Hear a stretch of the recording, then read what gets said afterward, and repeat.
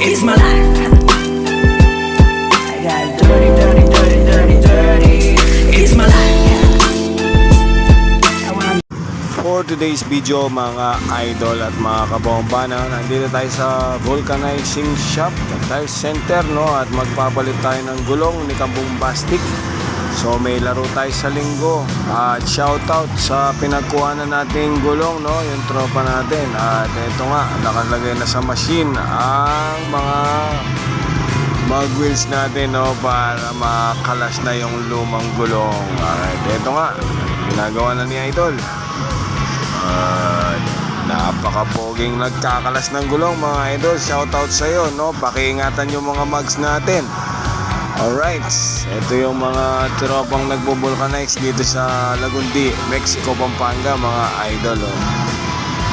Swabing swabe, napakaingat magtanggal ng mga gulong yan mga idol ko. So yung pwesto ng tropa natin dito lang yan sa Lagundi, no? May vulcanizing shop sila dito. At mga second hand mag wheels at new tires. So pasyalan nyo sila dito. Ayan yung brand yung gulong natin mga kabomba. Alright. So ito yung rear tire natin, no? Disc class pa rin ang gamit natin. Nag 140 by 70 by 17 tayo mga idol, no? So naglaki tayo ng konti, dati tayo naka 130. Ito nga, panglikod naman ang kinakalas ni Idol, no? O talagang machine ang ginagamit at hindi natin mano-mano pagkakalas at paglalagay ng gulong. O napakaingat. So yung mga gusto magpakalas kabit ng gulong, dito lang yan sa Lagundi, Mexico, Pampanga mga kabomba.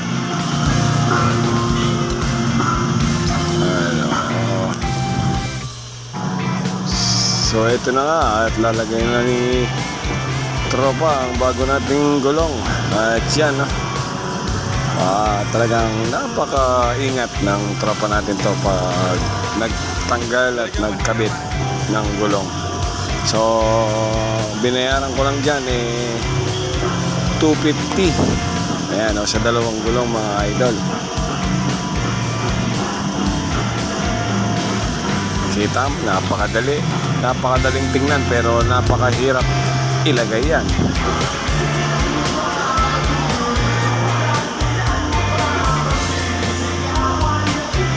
Diba kasi talaga pag may machine ka na pangkalas at pangkabit ng gulong, mabilis, swabe,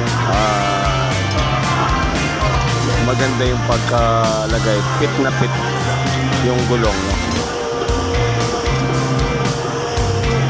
So, gusto nung magpalagay ng gulong, magana tayo yung may machine sila para maingatan naman yung mga mag wheels natin mga kabomba.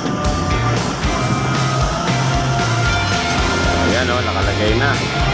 Ayan na si Kabombastic, ready for racetrack. So lalaro tayo sa linggo, March 24, no, sa Tarlac Circuit Hill mga idol. So kita-kits sa mga tropang maglalaro. Ingat, no? So i-enjoy lang natin kung anong kaya natin. Di puro trabaho na lang. Minsan bigyan din natin na kasiyahan ang sarili natin. Siyempre una pamilya, pangalawa ang bisyong kasiyahan natin, no, mga idol. So nandito tayo sa Enoch, Culasatin Boulevard. Shoutout, God bless.